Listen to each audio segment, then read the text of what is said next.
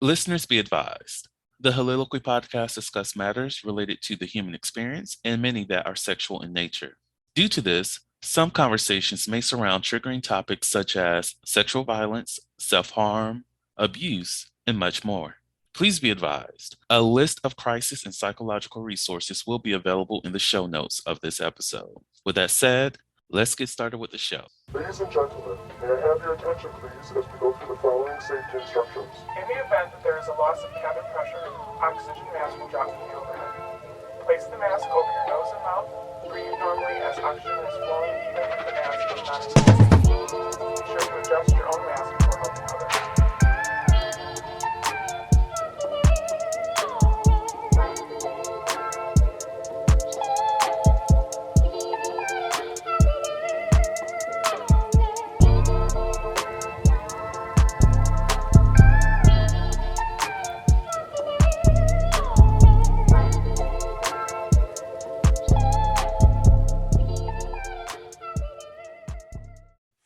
Damn it, I just realized I forgot to ask you if you're gonna advertise your podcast.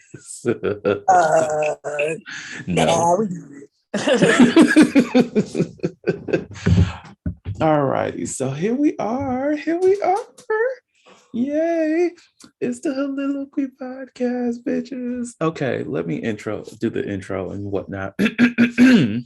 Clears my throat. Hello, everyone. Welcome to the Soliloquy podcast, where we step out and speak on sexuality. This is your favorite host, Vernon T. Scott, also known as Slaytor Jackson, and also for those freaking mofos out there, Sebastian Adams. On today's episode, we are going to be talking about some drunk sex, and I have the best, this little dude here, a fave of mine, a fave of the show, this hilarious motherfucker, Adrian, on the line. How are you doing today, babe? I'm doing great because it is Monday and I'm off work. So you gotta celebrate the little blessings.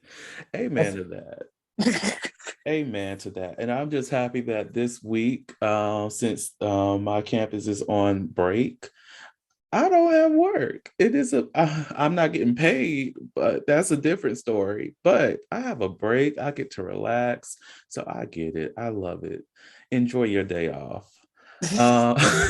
Speaking of day offs, are you out here having sex on your day off? Are you having drunk sex, since that's the topic of the discussion? Have you had drunk sex on the day off? Well, of course. But it's funny because like I'm not a big drinker anymore, especially like post collegiate days. Like the craziest I'll get now is like maybe like a couple of beers after work or something. I can drink hard liquor, but I just really cannot get with the taste. Like if I taste it, I don't want it. Like you gotta damn near roofie me to with the liquor. Like you gotta hide that shit. She gotta be a sneaky bitch, or else I'm just not with it. But I will be high as fuck for sex. That is a regular occurrence. Enjoy that. My potheadery is how how I can relate to the drunks, because when we both in our zones, it's cool. But yeah, I have had drunk sex. I do not recommend. Well, I can't say that for sure. It's a lot of factors. We'll get into that. But yes. Right. And we are definitely going to be talking about some of your experiences with that. Now, I know I don't drink as much as I used to. Hard liquor, I always had to hide the flavor because liquor is nasty. I do not understand how people take straight shots and love that shit. Like, it's so nasty. Like, yes, I've taken shots in my life, and yes, that's shots without chasers, because don't try this motherfucker over here. Okay. Oh, no. I need the chaser. Tag you it, bitch. Come get me. I'm done. You ain't no chasers over here. I chase my liquor with liquor. So you're the devil. That's what you are. I'm the devil. Jesus. juice. I'll take Yeah. that. Like now I only drink wine, and like after like just being off liquor, I can't drink beer. I don't know how you do that. More power to you. Ill. L is all right. But I Ew. just it's ill. I'm sorry. If you have been offended by that statement, I don't. People always saying, "Oh, it's an acquired taste." If I have to acquire the fucking taste, that's a taste that I just don't want to do. That means I have to be disgusted 5 fucking times, and then it start to taste good. That's called conditioning. I can't. Nope. Taste bud Not conditioning. conditioning. Oh my god, it really is an acquired taste though. Like, cause like in my younger days, I thought beer was piss water. Like I did not fuck with it at all, But it unless I was is. already fucked up. But like maybe it's the millennial in me and the way my bones be creaking and shit. Like I like that shit now. Give me a Miller High Life, give me a Modelo, a fucking Corona, like bitch, a Heineken. I'm cooling. Mm-mm. No, I did have a Bud Light last year for Mother's Day, in celebration of my grandmother. I had my few sips and poured the rest out for her, for libations and whatnot. I would say that tasted somewhat decent. It did taste like it was a lot of watery flavor to it, Mm-hmm. but it's not my. I just can't. I love you, LMA. I'm sorry I didn't do it for you this year, but it's okay. I love you still. I had some wine last night for you, girl. Me and wine, we are good. We are good. Miss Stella, who's not sponsoring this at all. Stella is bae. Girl, you just hug on Hell, a motherfucker real quick. I I love you, love girl. Stella. She's lit. She is lit. She is lit. All right, now let's get into some stories about your experience with drunk sex. How did that go? You said that you started off to say you do not recommend. I want to know the tea. What's the tea, girl? What is the damn tea? Okay, so I guess the first time I ever had drunk sex was back in my Mercer days, actually. um, People like we all were just drinking or whatever, and my homegirl at the time had her homeboys come through or whatever.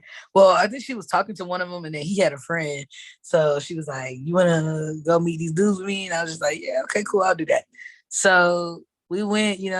They were obviously older than us. They brought alcohol and shit, so we drank it, and it was just chilling and vibing, drinking, playing music. I want to say no, I don't think there was any weed involved, but yeah. Anyway, so we just chilling or whatever. Next thing I know, I'm like the friend that my homegirls dude brought. Like basically we understand what we're supposed to do. We're running interference so they can do whatever they want to do. So my homegirl and her friend, they started getting into it. And so dude look at me and I'm just like, nah. Like, nah, dude. Like, yeah, I'm good. I'm good on you, sir. And so we just keep drinking and like talking shit or whatever. And then I fell asleep. But I fell asleep and I wake up and he's like on top of me. And like I was like, is this happening right now? Like it was weird. Like I was there and conscious, right? But I didn't feel anything. Like I don't know if I was like just super drunk or whatever. But like he was on top of me, and I think he was actually, yeah, he was inside me too. So like I was like, bitch, if you get me pregnant, I swear to God, I will kill you. Like that's what I said to him. He was like, I'm not gonna get you pregnant. I promise. I promise. You so tight. La la la. And I was just like, man, hurry up. Like I feel nothing. Like literally nothing. Like it was no pain. It was no like discomfort. I was just like, what is happening here? And then he finished on my leg, and that was warm. And I was just like, this is all so nasty. And then I looked at him and I was like, bruh. He was like, I really like you, blah, blah, blah. And I was like, nigga, no, we will never see each other again. I promise you. And so then like the next day, I went like to the clinic or whatever to get tested and all of that. And I was like, y'all, I might be pregnant. And then my roommates, they was like, what? Like how? And then like I was like XYZ, and they I never really like understood what transpired for real until I talked to them, and they're like, you were raped. And I was like, but I wasn't like scared, I wasn't mad, it didn't hurt. Like, was I really? They were like, yeah, because he began to have sex with you while you weren't conscious. Like, that was not okay. And I was like, damn, I got raped. But does it count? Like, I didn't feel like all the stuff that you see like on TV or you read in literature and shit. I didn't have any of those feelings. I wasn't afraid. It was nothing. Like, it was like it wasn't me, basically. It's like I was me, but I wasn't cognizant or conscious in the moment, even though I could see and be there, I guess. Got you. Well, to add on to what everyone else had already told you, yes, that is rape. That is definitely sexual assault because you were not conscious in that moment. And I hate that happened to you. And old dude is trash. And I think this is my computer is doing some shit right now. I don't know what it's on some other shit. I need that to stop. But yeah, that is definitely sexual assault. And I think this is a great time to mention that consent piece that I forgot to mention whenever it does come to this episode, that alcohol is the largest, the most popular date rape drug. And on top of that, consent is important because if you're unconscious, drunk, intoxicated in any way, that does vitiate or cancel out consent. And also within this conversation, I also mentioned to people that you have personal autonomy as well. So those people who do have drunk sex intentionally, that is something that they are doing with an intent of having sex. That's something that they have comfort in doing, that they thrive to do. They want to have drunk sex. Therefore, that's their thing. That's like having sex while high. That's something that people enjoy doing, and they do so intentionally, and they are consenting with their partner because they're comfortable with that partner. But a lot of people do think that they will try to translate what they can do with one partner to other partners and think that, okay, this person does like to have, drunk sex, so everybody else like having drunk sex, which is not true. Some people don't like that. Some people don't prefer that. But yeah, I say this to say, I hate that happened to you. That is definitely sexual assault. And I hope old dude got what was coming to him in terms of possibly being locked up behind bars for some time, or has received some type of education of knowing that that is not appropriate behavior. That sucks. I hate that. And now I'm mad. All I know is he was bald and from Florida, and like that was it. I didn't even report it. The Holiloquy podcast focuses on the variability of sexual expression. When it comes to sexual expression, we often depend on pornography to illustrate how one must perform sexually. For those who have not learned this by now, the stuff you see in porn is not real. Pornography provides a singular perspective of sexual expression that is not often the reality we see during our own sexual encounters. The Holiloquy podcast is a conversation that takes you outside of the compressed box of what many know about sex. Some of the topics we discuss includes kinks, condom usage, status disclosure, and past sexual experiences. The Holiloquy podcast steps out on sexual norms and recognizes that the norm is not the only normal. Subscribe today and join the conversation.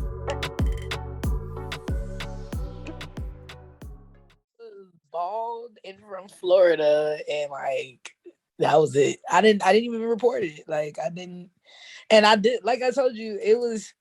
I guess it was ignorance on my part because I did not recognize as what happened to be as serious as it was, Mm-hmm.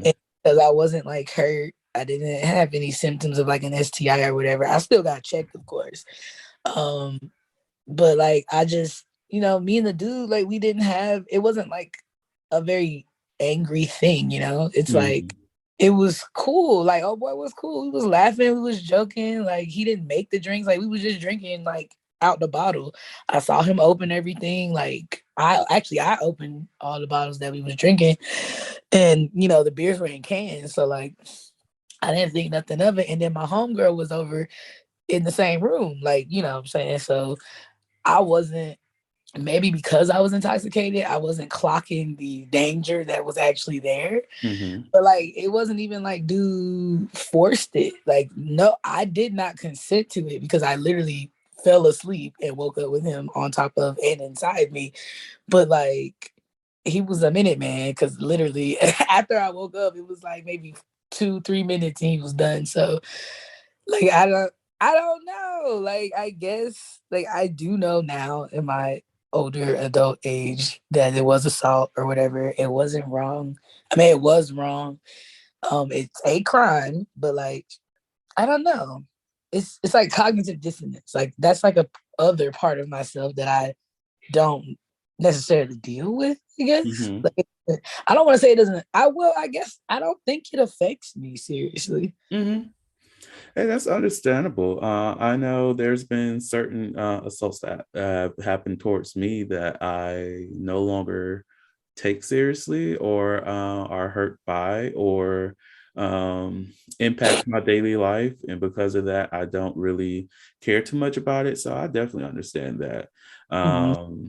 And there's a lack of education when it does come to consent and when it does come to what is and is not sexual. So or just like the proper way of asking for those things to happen and just miseducation and what a sexual experience looks like Mm-hmm. impacts the way that people do express their sexualities. Like even with old dude, I don't know his intentions, but from the comfort of y'all's conversation, I don't think that to him, he thought what he was doing would be considered sexual assault because no one is educated in knowing what that is. Mm-hmm. Because even if you watch some TV shows that many of us have been raised on, that is something that is considered sexy. That is something that is considered romantic to Mm-hmm. wake up a partner with dick. And it's like if you don't know that person, you can't assume that.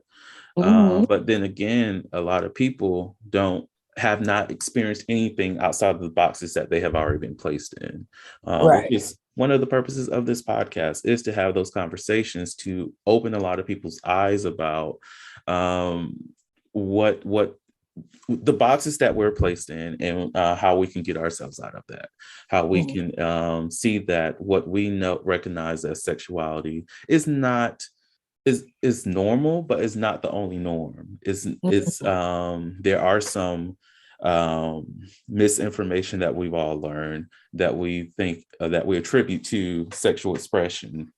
There are some things that we've been taught to categorize people or put other people, our sex partners, in certain boxes and molds that does not fit every single person. Mm-hmm. So it's sexuality is so diverse that if we were to just have a class about it, that class will have to last up to like a full fucking year. Like even with myself is like being in this field, being in the space of educating myself on sexuality, I learn new things every single day, regardless of what textbook I'm using, what literature I'm reading, what programs I'm in. We're still discovering more and more about sexual expression Mm-hmm. and then what we originally thought was possible. So it's a lot, but Yeah, I do hate that. But even with engaging in this conversation now, how do you feel in this moment about that instance? Um, I I don't know.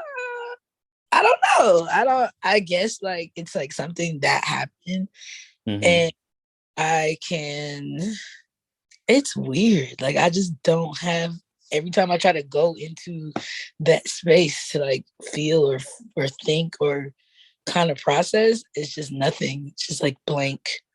Like if it was a movie, it's like you removed that scene and the movie just picks up.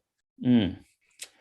Well, if my advice on things of that nature is always therapy, and I know you're already in therapy, so it's just if that's something that you do want to go down and just explore and process those feelings, definitely talk to your therapist about it because it might be something. Some new information that you forgot, or it may just be nothing. It may just be you've resolved the issue and it doesn't impact you at all. One of the things that I tell a lot of people who I'm coaching, but whenever they bring up situations repeatedly and they mention, but I'm over that situation, I always let them know you're not over that situation. You're still in it. The reason why I know you're in it because we met 3 times and you mentioned it 3 times. If Yeah. you're over a situation, you don't talk about it. You might gloss over it just in case it's fitting the conversation. But other than that, you are not over that situation. So let's process that so you can get over that. So that's just how a lot of us, a lot of people interact with certain moments in our lives, not necessarily traumatic in nature, but just if something that has an impact on us and be it making us feel good, make us feel bad, we go back to those moments on a repetitive thought process. That's just something to think about. But I have a fun story since I brought the mood all the way down. You didn't bring the mood down. I'm sorry, y'all. Like I Don't y'all you apologize. y'all not Don't don't apologize. It's nothing to apologize about. Because look, that story in itself might connect to somebody who may have experienced something traumatic in that moment and they had that realization that it may not have been okay for them. So it's those stories are important regardless, and so never apologize for it. okay. Um, but on the lighter end of drunk sex, Mhm. did we ever talk about my your roommate? Oh I'm not gonna name shit. any names. Did we ever talk about that, or were we just talking about that in the meeting? We glossed over it in the meeting. Right. You let me know about that. You know, back No, then that's that it not right. happened, and I was like, "Oh my god, where the fuck was I?" I'm glad You I were wasn't there. there. You were around while me and him were getting to know each other. You were with us. Like we went to the cafe a few times, you, me, and him, and then we were at the club together. That night we all went to the club. That was the night that we Was I knocked out in the bed? I don't know. We went to Power Station. We didn't because we used to go to Asylum all the time. We went to Power Station that time, and that's where we found out old boy could dance because True. he was a cheerleader. And I was like, "Boy, you a cheerleader? Like you ain't got no moves." And then he like broke it down on the dance floor, and I was just like, "Why do I want Pause. We went to Power Station twice, and one of those yeah, times was my birthday. Don't tell me you fucked my roommate my birthday night. it might have been. I'm It might done. have been your birthday. Yeah, because everybody was there that night. Like everybody, you, me, him, the girls. Shane was there. Shane, girl, you was there. Like everybody was there at Power Station that night. Shit, even Kayla ass went. I'm fucking done. Oh wait. Was this? No, this was freshman year. This was Kiki, freshman Kiki was year. there. Yeah, it was freshman year. Gina was the bitch. Gina was there. Yeah. I know this bitch did not have sex with my roommate. Well, it wasn't my birthday night, but it was around my birthday. Oh my Yeah. god! You know his birthday's that month too, right? His birthday. Yeah, y'all had the same birthday month, didn't y'all? Mm-hmm. Yeah. And so like I had seen him around campus or whatever. But then when you told me he was your roommate, I was like, ooh. And I started making myself available. But we only did it that one time because of what I told you. Oh, the Peter Whacker. I the move. I mean, head was great, but I hope he's not listening to this. I'm sorry. I'm not going to say your name. I don't need people to know. Anybody who knows me and knows who my I said too much shit. They're gonna be like, oh, connecting dots. Oh, that was you. the whole Liliquid Easter egg listeners. Not a fucking Easter egg, child. Oh my god, this is. Oh, I can't. You know, I quit the rest of this day. This recording is over. Thank you all so much for listening to the whole. Roll credit. Roll the fucking credits. Too much has happened in this 30 minutes.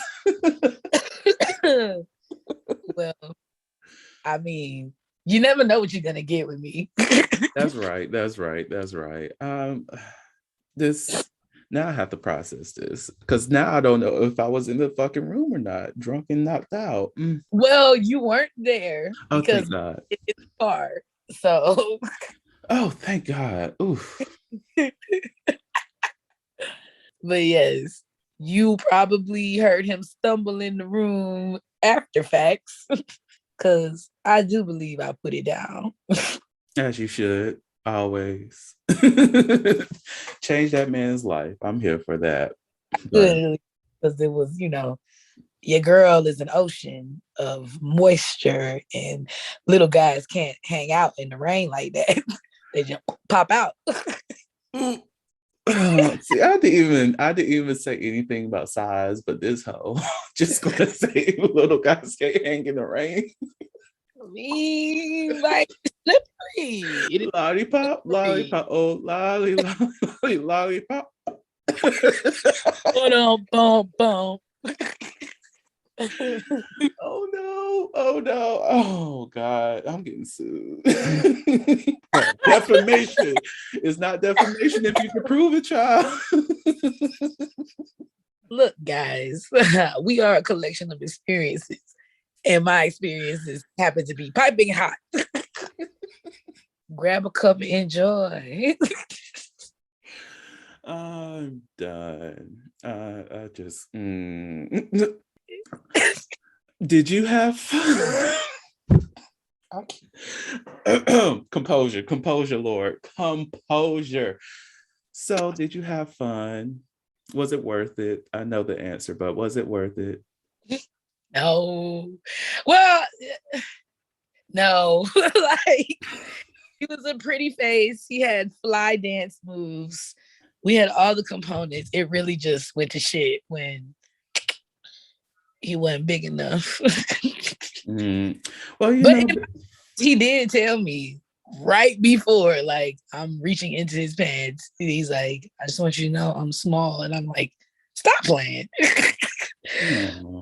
I'm small. And then I was like, okay, what's small? Because, like, I'm black, he's white. So maybe he's thinking I'm used to these gargantuan horse dicks because I'm black and niggas have larger dicks, which, spoiler alert, all niggas ain't huge. Let's just put that there, okay? And spoiler alert, some white boys got that schlang-a-lang jangling. That's probably why I was so disappointed with old boy, because my first white boy had a donkey dick. Wow. Michael, baby, I don't know if you're listening, but if you are, yeah, I remember you. I will never forget. Oh, I'm done. That boy was tall, country strong. Like, ooh, country, like had the spiky blonde hair, fucking green eyes, just swarthy because it's summertime. Uh, Wore a size 12 in the 8th grade, honey. You are a mess. I'm just going to put this little disclaimer out there for those who may have a small dick. It is okay. You are loved. You have potential out here. And I am open to doing some small dick humiliation if you're into that. So definitely find me on the Twitters.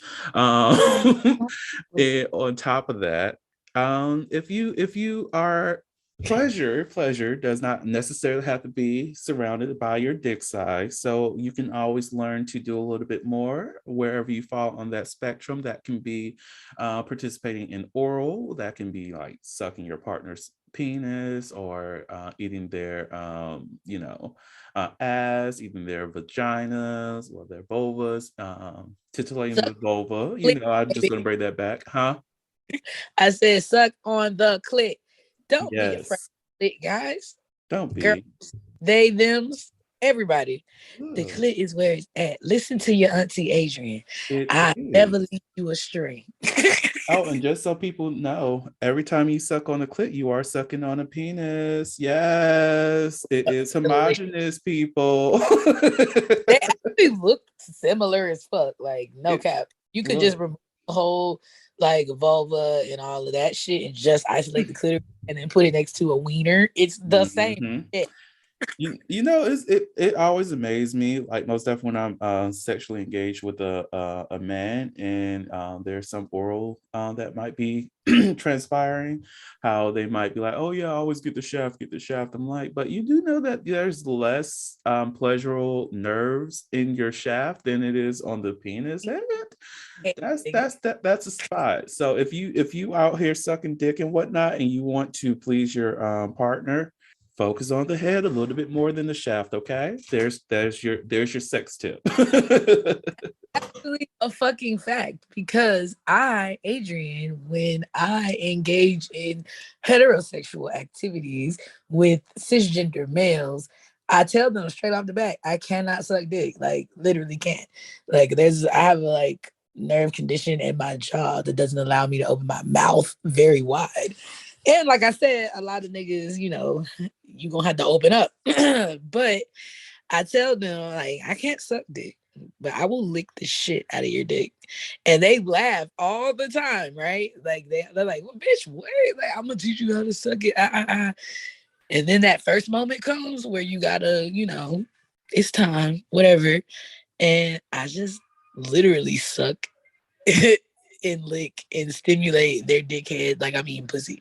And them niggas bust like crazy. Like I got to jump off quick because I'm not gonna eat that dick. Look, teach these Like kids. Yes, the Lord. 3 niggas I did date seriously was very pleased. I had tight pussy and crazy mouth. Mm. That's going to be the episode title. Oh God. I'm talking on the Look, and just for SEO and not to get the podcast banned, it's going to be PU $$Y, because you can't really say that on the interwebs without getting like banned. So, my bad. Sorry, Mark. No, you could say it. You just can't spell it out. Oh. Child, I'm not going to be on Facebook by the time this thing airs. Fuck Mark. Mark could suck all of my dick. He could suck an under dick for all I care. Like he sucked my dick too. Look, people gonna be like, well, hold up. Yes, he could suck it. He could eat the ass too. Actually, yeah, he could. Actually, it tickles so much. Now this is going to be. Now let's talk about it. Would you, if the opportunity presented itself, actually fuck Mark Zuckerberg? Yes, but I would only fuck Mark Zuckerberg as a top. I would not bottom for Zucky. Now I would fuck Mark Zuckerberg, and I will put a clause in our agreement that his wife got to tag in. That's lady kind of cute. I got a thing. I like Wait, that. edit that out. Edit that out. That's Girl, you know it's offensive. not. You know it's not. I take that yarn out, but I'm not taking that out. It's okay to have a thing for his wife. She cute. She is, yo. I love Asian girls. Konnichiwa. I'm so done with you. Like I Uh, think hey, if he pays me, I'll do it. I'll do it. now Like he gotta pay you. I'm not sexually attracted to Mark Zuckerberg. I like I'm not. every time I look at him, I get the like I know he may have some kind of mental disorder when it comes to like or a personality disorder and how he interact with other people, but he gives me huge Android vibes. So I get why that conspiracy theory is like there. But at it's just I will feel like I'm having sex with a robot, and then I'm just like, I'd rather have like a dildo and just do it that way. That's why I could do it because I have a thing for AI and robots. Like that is one of my porn categories that I like to watch. Like the idea of fucking something human like but not human. Mm-hmm. I like it. Oh, I didn't know that was a porn category, but I fucks with it. Like, oh my, we fucking AIs, yes, bitch. So robots how to feel. stupid. So what are some of the messages about sex and drugs that you received over the years? Like be it in music videos or on movies, radio, talk show hosts, all that other stuff. What are some of the messages you received? So I guess it depends on what era of music you're looking at. So like when I was younger, like, you know, preteen years or whatever, kind of figuring things out, but not really knowing shit about anything.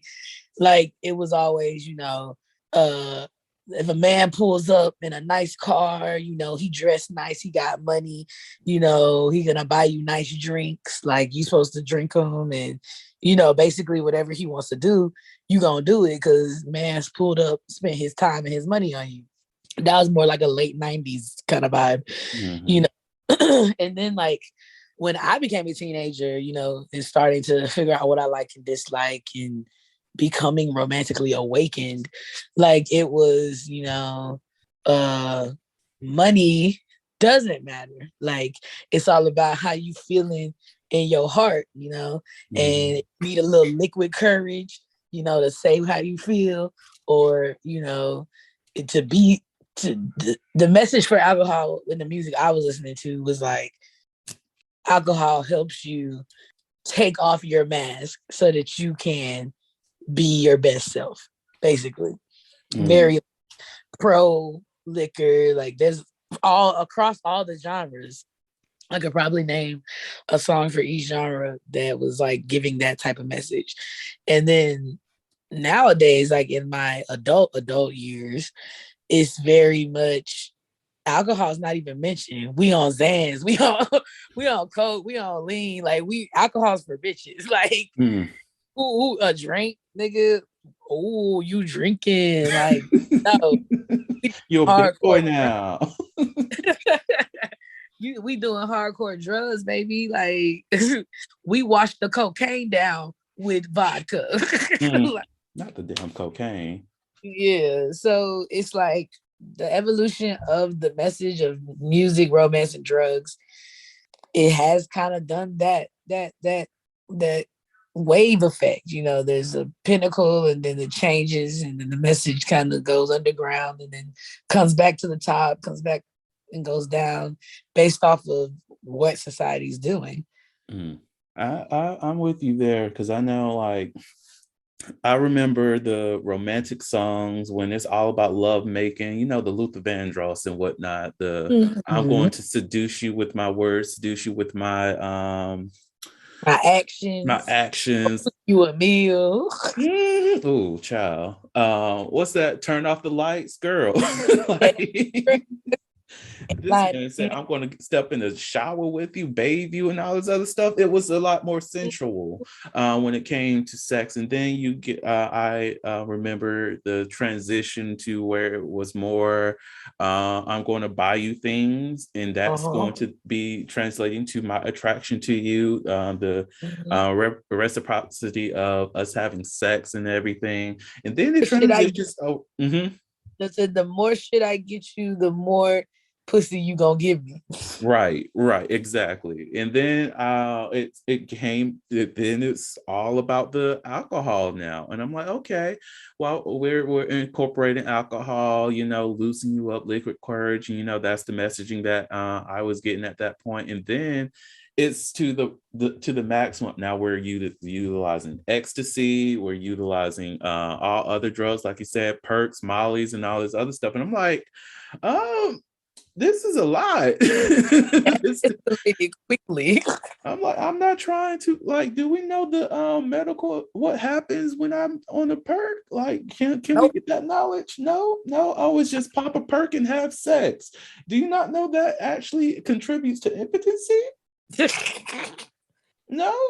I had to have that conversation with one of my students. He was like, sometimes every now and again, I might pop a perk and have sex with my girlfriend and whatnot. I'm like, okay, it's cool that you do that every now and again, I guess. But do you know every time you pop that pill that you don't really need, it lessens your chances of getting up? That's a side effect, sir. Did you not know that? Did you not know that every time you smoke weed and have sex, your body starts to correlate the two to a point where you are unable to have sex or get your own dick up without being high?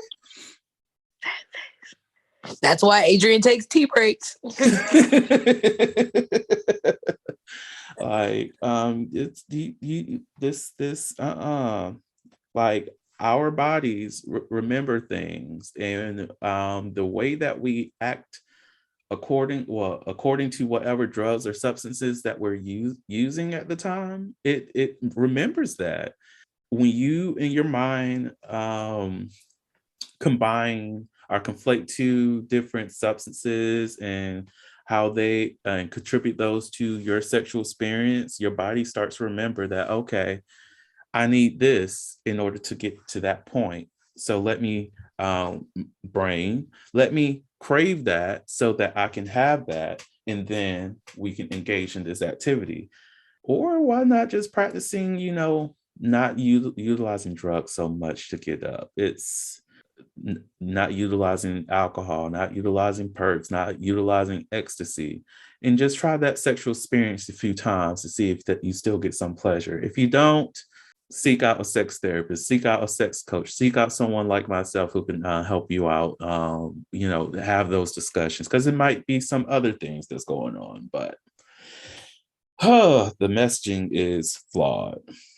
I hate that. I was agreeing with you. So I will say this will be the perfect time to transition into that segment of Never Have I Ever. And we've talked about this. I haven't asked you on the podcast, but I already know the answer. It's just the card I pulled. Never have I ever slept with an ex. Yes, I have. So many times.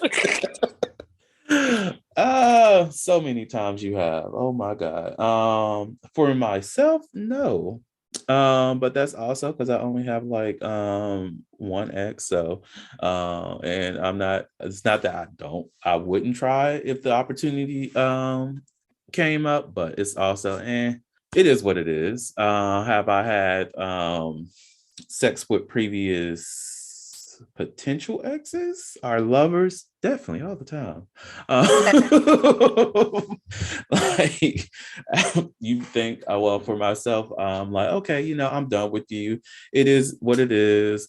We were trying to do this fuck buddy shit and you just acting up. I'm done with you. Fuck you. It is what it is. And here I am in the same situation with one of those people right now. So, yep. Oh my. Hey, the sex is good. If the sex is good, the sex is good. And sometimes I could forgive. I think that's me around, bro. So would you like another? Sure. You know I'ma always want some more. So this one doesn't count. I'm going to have to change that with somebody else. All right. So never have I ever swapped partners with another couple. No, I have not, but I would like to. But Benita is very picky, so I don't see it happening. You know, I haven't. Am I willing to in the future? Probably so. I've been with other couples. I just haven't been in a relationship at the same time to entertain that idea of swapping partners. And I've never actually brought like a friends with benefits or a fuck buddy to any interaction with like a couple that I'm engaging with. So that's what I should think about doing. That'd be interesting. Not an idea. Right. Write it down. Oh, trust me, it is written already. So, would you like a sex question? Yes. If you switched which gender you're normally attracted to, what do you think would turn you on the most? So, like, am I the person becoming the other gender? No, if you were to switch, like, what gender you're attracted to. But I'm attracted to like almost all of them. Right.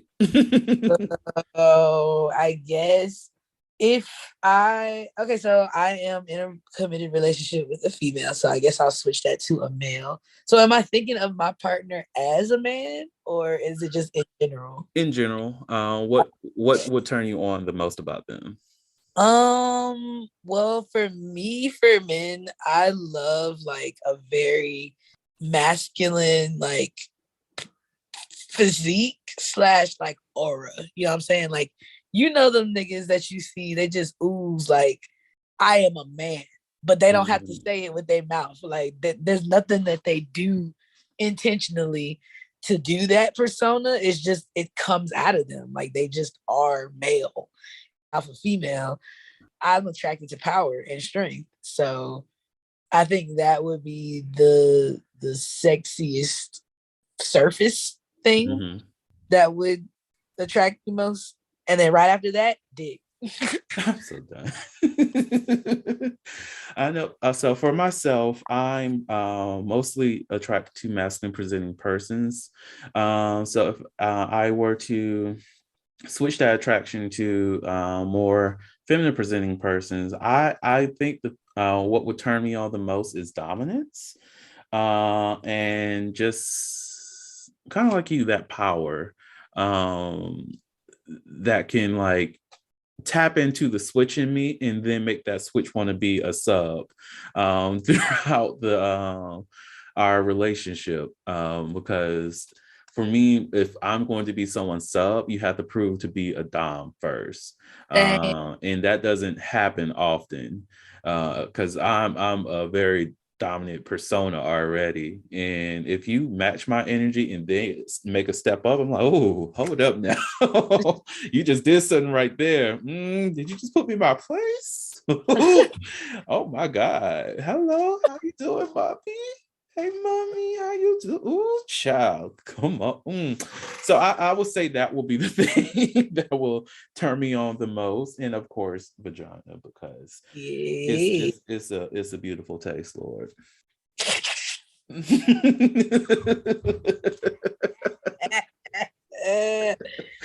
So you're right. Right. On that note, Adrian, do you have any last words for the audience? I would say, guys, if you want to do sexy shit when you're not all there, like definitely have a limit and have a support system or plan B, that you can enact. Because preparation is a lot easier than reconciliation. So, take care of yourselves, guys. And also, I would say before you introduce drugs or whatever into your sexual experience, you should have at least engaged in that sober first, so you can know, like, off the bat, is this something you actually like, or is it something that feels good when you off of whatever the fuck? Yeah, that's a message. I appreciate you so much, sir. All right, now for my message to you all, thank you so much for listening to the Holiloquy podcast, where we step out and speak on sexuality. Make sure you do all the great stuff that includes like, subscribe, rate, review, share this podcast with your friends. And just in case no one else told you this today, you are beautiful. You are worthy of happiness and joy. You are enough and then some. You may not live up to the expectations of others, but that is okay. You are only required to walk in your own shoes. May each day you live lead you towards abundance. With that said, love you all and see you next episode. Bye. Bye. Thank you for listening to the Holiloquy podcast, where we step out and speak on sexuality. You can subscribe to the podcast through your favorite podcasting app and find us on the web at www.holiloquy.com. That's www.heauxliloquy.com. Share the podcast with your friends and join the conversation.